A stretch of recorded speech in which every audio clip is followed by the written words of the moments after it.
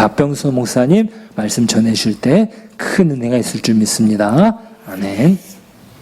오늘은 우리 강성교회가 새 목회자의 청빙을 위해서 공동회의가 있는 주일이어서 노회장인 제가 와서 헌법을 따라 설교를 하게 되어 있고, 그리고 이어 공동회의를 집례하게 되어 제가 이처럼 설교단에 서게 되었습니다. 1984년에 우리 강성교회가 개척되어 우리 철호 목사님과 더불어 36년의 시간 동안 정말 아름다운 교회, 훌륭한 교회로 강성교회가 잘 세워져 왔고, 그래서 이제 36년이 지난 이 시점에 2대 목사님을 청빙하게 된 것, 하나님의 큰 은혜가 아닐 수 없고 우리 강성교회의 큰 복이 아닐 수 없습니다. 오랫동안 기도해 오셨죠. 후임 목사님, 우리 강성교회에 합당한 목사님으로 보내주시기를 온 성도들이 오랫동안 기도해 오셨습니다. 오랫동안 기도해 오셨기에 하나님께서 그 모든 상황들 다 고려하셨고, 그래서 강성교회 최선의 목사님을 2대 목사님으로 불러 세워 주실 줄로 믿습니다. 제가 지금 섬기고 있는 교회의 2대 목사입니다. 2대 목사로서 동북교회에서 30년째 목회하고 있습니다. 제가 동북교회에서 2대 목사로서 30년째 평안하게 은혜 안에서 교회를 섬기고 교회를 세울 수 있게 된 것은 우리 동북교회가 세대 교체에 30년 전에 은혜 안에서 잘 이루어져 왔기 때문입니다. 오늘 후임 목사님, 2대 목사님 청빙을 위한 공동회의가 있을 것이고, 그리고 10월 6일에 우리 철호 목사님의 원로 목사 추대를 위한 공동회의가 있을 터인데, 이 모든 과정 속에 하나님 은혜 주셔서 이번 세대 교체를 통해서 강성교회는 더욱 은혜 안에서 강성한 교회로, 하나님 나라를 위한 강성한 역사의 주역으로 더 아름답게 쓰임받는 축복이 있을 줄로 믿습니다. 저는 이 시간 예수님의 십자가를 함께 생각하면서 십자가 은혜라고 하는 주제로 말씀을 나누려고 합니다. 강성교회 참 좋네요. 어린이들을 위한 설교를 한번 하고 또다시 설교를 하게 되니까 우리 어른들이 설교를 2번 듣는, 그리고 얼마나 요약을 잘 하시는지 앉아있으면서 제가 설교를 안 해도 되겠다 하는 생각이 들었습니다. 여러분, 기독교의 알파와 오메가는 십자가입니다. 복음의 처음과 끝이 십자가이죠. 그래서 사도 바울은 그렇게 선언합니다. 나는 십자가 외에는 자랑하지 않겠노라. 그리고 이렇게도 말하죠. 나는 십자가 아는 것 외에는 알고 싶은 것이 하나도 없다. 나는 십자가만을 알기를 원한다라고 고백합니다. 여러분, 이 십자가 복음은 따라서 우리가 평생 또 살피고 또 깨달아 가야 될 신비한 진리의 복음이고요. 이 십자가는 우리가 매일매일 경험해야 될 은혜가 아닐 수가 없습니다. 십자가의 은혜가 무엇인가를 말하자면 그 목록을 수백 가지, 수천 가지도 나열할 수 있겠습니다만, 오늘 저는 2가지 십자가의 은혜를 함께 나누려고 하는 것입니다. 그 첫 번째는 두말할 것 없이 십자가의 가장 중요하고 가장 큰 은혜는 죄 용서의 은혜이죠. 주님께서 십자가에서 우리의 모든 죄를 깨끗하게 씻겨주시는 보혈의 피를 흘리셨습니다. 그래서 우리가 어떤 죄를 지었든지 그 죄가 아무리 크고 아무리 더럽고 아무리 추악해도 십자가의 이 복음, 이 죄씻음의 능력을 믿고 회개만 하면 죄 용서의 은혜를 받는다는 것입니다. 고린도전서 1장 18절에 그렇게 말씀하죠. 십자가의 도가 멸망하는 자들에게는 미련한 것이지만 구원받는 우리들에게는 하나님의 능력이라고. 여러분, 하나님의 능력이래요. 어떤 능력이요? 구원하는 능력이요. 죄 씻음의 능력이요. 우리가 지은 죄가 어떤 죄라도 상관없이 믿음으로, 그 십자가 붙들고 믿음으로 회개, 자백만 하면 죄 용서를 받고 구원을 받는 은혜가 있답니다. 뿐만 아니라 십자가 은혜, 그 구원의 능력은 죄의 세력으로부터도 우리를 구원하는 능력이죠. 그래서 십자가를 붙들면 붙들수록 우리의 삶은 더욱 거룩해져 갈 것이고 더 온전한 믿음의 사람으로, 그리고 더 성숙하고 예수 닮은 인격과 삶의 사람으로 변화되어져 갈 것입니다. 사랑하는 성도들이여, 십자가의 은혜가 무엇인지 아는 것 중요한데 더 중요한 것 있죠. 그 십자가의 은혜를 매일매일 경험하며 사는 것입니다. 경험하며 살아야죠. 식당에 가서 메뉴판 받았다고 배부르지 않잖아요. 병원에 가서 의사로부터 처방전 받았다고 치료되지 않는다고요.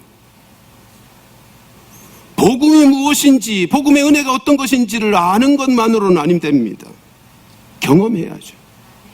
우리는 매일매일 살면서 아직은 죄 짓는 못나고 모자란 인생들입니다. 하루 살면 하루 죄인이고 한 주간을 살면 한 주간 죄인입니다. 그러므로 우리에게는 매일매일 회개가 있어야 할 것입니다. 그리스도인으로 살면서 회개가 없다는 것은 저녁마다 잠자리에 들기 전에 주님 앞에 회개할 것이 없이 그냥 잠자리에 든다는 것, 주일날 교회에 와서 회개 없이 예배를 드린다는 것, 그건 죄가 없었기 때문이 아니라 죄에 대한 감각이 없었기 때문입니다. 저의 은사이신 박윤선 목사님은 성역 40주년 기념 예배 때 맨 앞자리에 앉아 계시다가 많은 후진들과 제자들이 목사님의 40성역을 축하하고 칭송하고 이제 답사하는 자리로 나와서 하신 말씀이 저희 평생 잊어버릴 수가 없습니다. 저는 지금 세장에 갇힌 새처럼 가슴이 쿵당쿵당 뛰고 있습니다. 저는 80년 묵은 죄인입니다. 그렇게 고백했습니다. 그때가 성역 80주년이었네요. 80년 묵은 죄인이랍니다. 한국교계에서, 한국신학계에서 그분처럼 경건에 힘쓴 분이 없거늘 자신이 죄인인데 이런 칭찬과 칭송을 받을 자격이 없는 인생인데 라고 하면서 자신은 80년 묵은 죄인이랍니다. 우리 중에 죄인 아닌 사람 아무도 없습니다. 매일이라도 매주 주님 앞에 나와서 예배를 드릴 때마다도 우리는 하나님 앞에 회개하고 십자가의 보혈에 용서하시는 은혜, 죄의 세력에서 우리를 구원하시는 그 은혜를 누리며 살아가야 할 줄로 믿습니다. 두 번째 은혜입니다. 두 번째 은혜는 첫 번째 은혜 못지 않습니다. 그것은 내가 죽어지는 은혜입니다. 오늘 본문은 이렇게 말씀합니다. 내가 그리스도와 함께 십자가에 못 박혔다. 사도 바울의 고백입니다. 내가 그리스도와 함께 십자가에 못 박혔다. 무슨 말입니까? 내가 죽었다는 얘기입니다. 여기에 죽음은 중반부에 있는 것처럼 육체의 죽음이 아니죠. 내가 이제 육체로 사는 것은 그랬으니 육체의 죽음을 의미하는 죽음은 아닙니다. 자아의 죽음입니다. 그래서 그래서 사도 바울은 이렇게 말합니다. 내가 그리스도와 함께 십자가에 못 박혔나니 이제는 내가 사는 것이 아니요 내 안에 계신 그리스도가 사는 것이다. 여러분, 십자가는 죽어지는 은혜가 있는데 이 은혜를 경험한 사람은 내가 살지 않고 내 안에 계신 그리스도가 사시는 새로운 삶의 방식으로 인생을 사는 것입니다.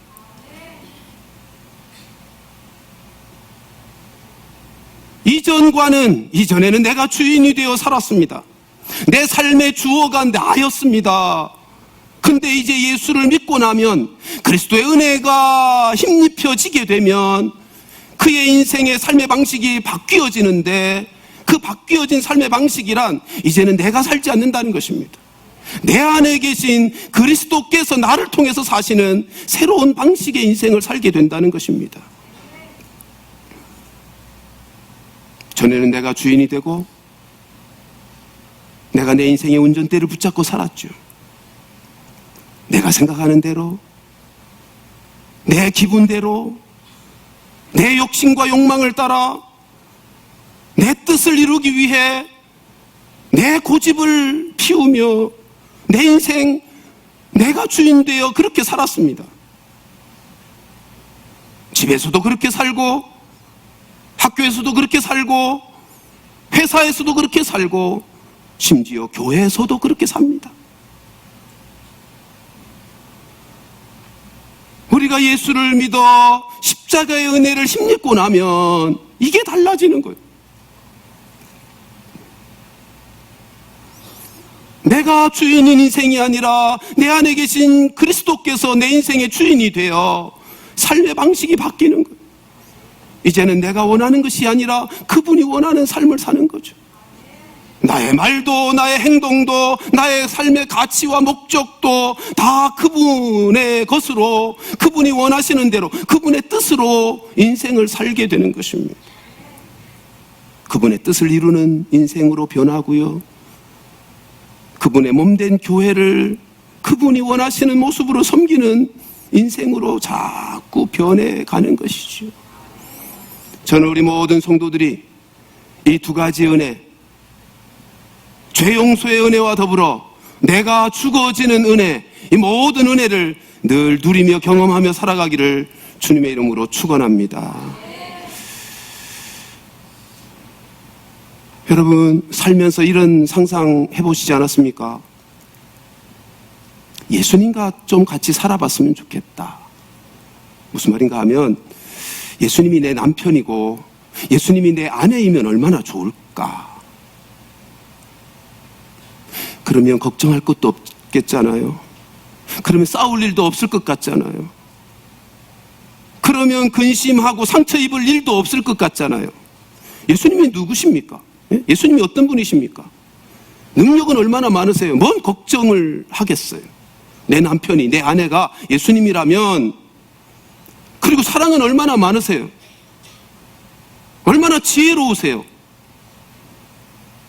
아무런 염려, 걱정도, 상처받을 일도, 싸울 일도 없을 것 같죠.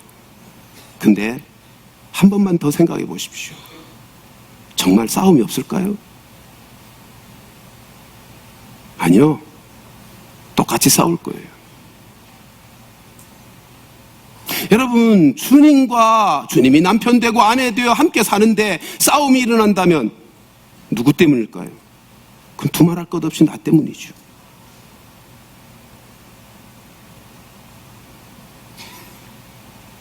내가 져야 되는데 내가 여전히 이기려고 하니까 싸움 안 나겠어요? 생각해 보세요. 예수님이 옳잖아요. 예수님이 무조건 옳으시잖아요. 근데 옳지 않은 내가 내 생각대로 하겠다고, 내 뜻대로 하겠다고, 내 고집대로 살겠다고 하면 싸움밖에 더 일어나겠는가 말이죠.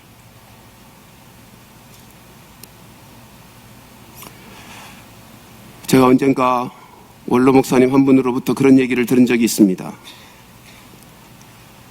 자기가 평생 목회하면서 집 팔아서 교회를 섬긴 사람은 보았지만,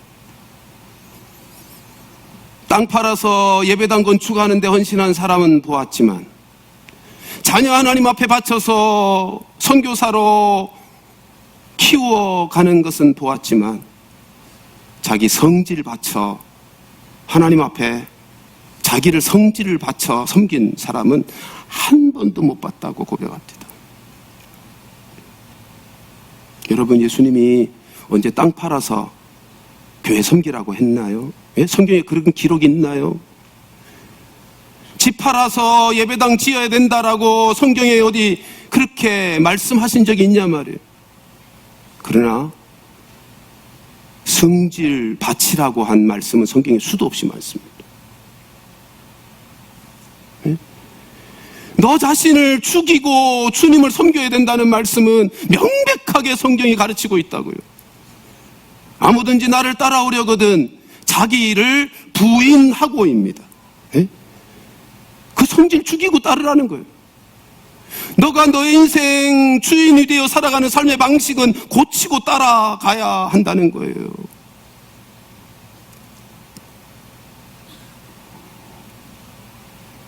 주님이 내 인생의 주인이 되어 살아가는 새로운 삶의 방식이 십자가의 은혜를 경험한 인생의 삶의 방식입니다. 정신병동의 한 장면을 소개해 드릴까요? 정신병자 한 분이 나는 나폴레옹이다 라고 소리를 치며 하루 종일 병원을 뛰어다닙니다. 그러니까 그 뒤로 또 한 사람이 네가 어떻게 나폴레옹이냐고 따지면서 쫓아다닙니다. 그리고는 또 한 사람, 내가 너를 언제 나폴레옹으로 세웠는가고 악을 쓰며 쫓아다닙니다. 여러분, 교회는 어떤 곳입니까? 교회는 내가 죄인입니다라고 가슴을 치며 하나님 앞에 회개하는 곳입니다.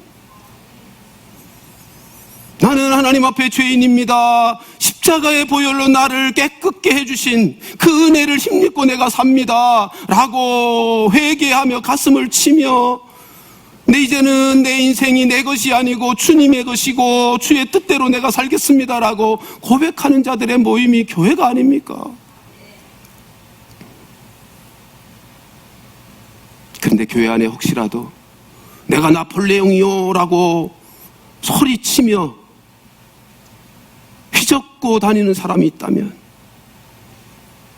내가 이 교회의 주인이다 라고 소리치고 네가 어떻게 강성교회의 주인이냐고 또 따져들고 내가 너를 언제 강성교회의 주인으로 세웠는가고 악을 쓰는, 네가 어떻게 나폴레옹이냐고 따지는 그런 모임이 되어져 버린다면 그게 교회입니까? 정신병동이 되겠습니까?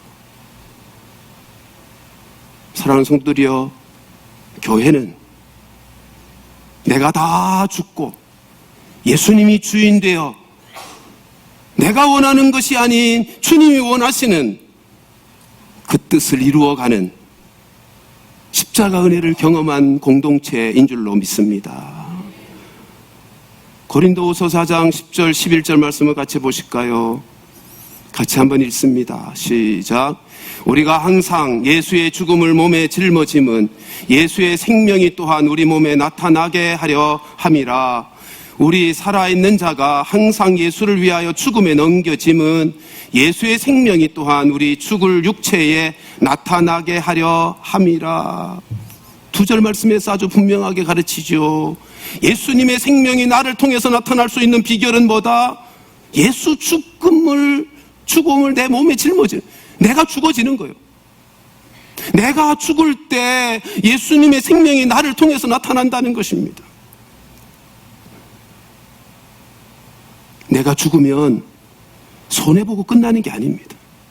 내가 죽음으로 억울한 것으로 끝나는 게 아닙니다. 내가 죽으면 예수님의 생명이 나타난대.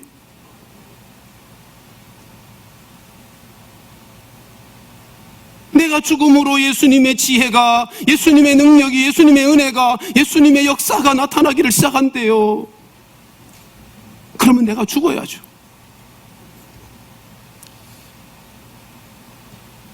우리가 섬기는 교회가 주인이 주님이시라면 그리고 그 주님이 나타나시려면, 주님의 뜻이 나타나고 주님의 역사가 나타나고 주님의 은혜가 나타나려면 내가 죽어야죠. 내가 죽어야죠.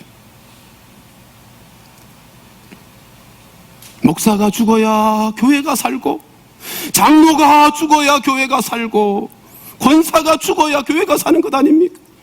교회 안에 예수님 외에 누가 주인 행세를 할 수 있단 말입니까? 주님만이 교회의 주인 노릇하시도록 우리 모두가 죽어야죠. 다 죽어야 하는 것입니다. 제가 신약성경에서는 제일 좋아하는 성경 구절이 이 구절이어서 새벽마다 엎드릴 때 자주 이 말씀을 묵상하곤 합니다. 이 말씀을 묵상할 때마다, 십자가를 묵상할 때마다 저 자신에게 되뇌이는 말이 있습니다. 박 목사는 죽었다. 박병선은 죽었다. 그러면요, 제 마음이 평안해집니다. 서운했던 감정도 사라지고, 억울했던 마음도 없어지고, 분노도 가라앉습니다. 그리고 인도라면 주님이 그렇게 자주 말씀하세요. 박 목사야, 나는 사람들에게 뺨도 맞았다. 나는 인생들에게 채찍도 맞았단다. 나는 그들의 손에 벌겨벗김도 당했다. 그 말씀 듣노라면 제가 무슨 말을 주님 앞에서 더 이상 하겠습니까?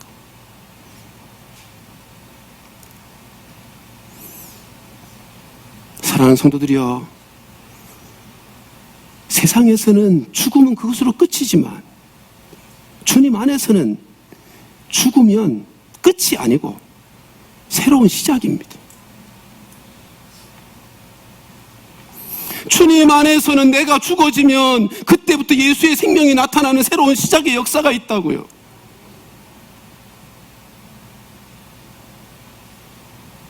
요한복음 12장 24절에 그렇게 말씀하죠.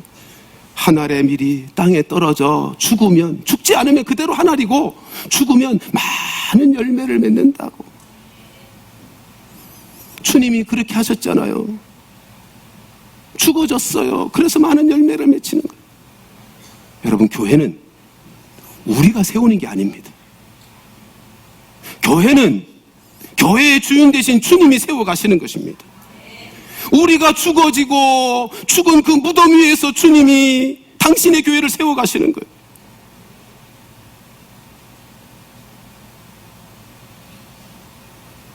아무도 교회 안에서 주인 노릇하려고 해서는 아니 될 것입니다. 교회는 주님의 것이고, 주님이 우리가 주 안에서 십자가의 은혜를 힘입어 내가 죽어지면 그 무덤 위에서 주의 생명이 꽃 피우고 열매를 맺게 할 것입니다. 우리가 잘 아는 마태복음 16장 16절에 사도 베드로의 신앙 고백이 있죠. 주는 그리스도시요 살아계신 하나님의 아들이시니이다. 18절에 예수님이 이 반석 위에, 이 신앙 고백 위에 내가 내 교회를 세우리라고 말씀하실 때 그 신앙 고백의 첫 단어가 뭐라고요? 주입니다. 주요. 그 말은 나는 이제 죽었습니다. 그 말 아닙니까? 나는 이제 죽은 자입니다. 예수님이 나의 주인이십니다. 그 말 아닙니까? 나는 죽고 주님이 주인 되어 사신다는 말씀을 우리의 익숙한 용어로 말하면 주님의 말씀 앞에 순종한다, 그런 말입니다. 순종하면 근데 순종 외에는요, 두 가지 방식이 있죠. 하나는 내 의지로 하는 순종. 내가 순종하리라. 내가 순종하며 살 거야. 근데 그게 가능합니까? 얼마나 갑니까?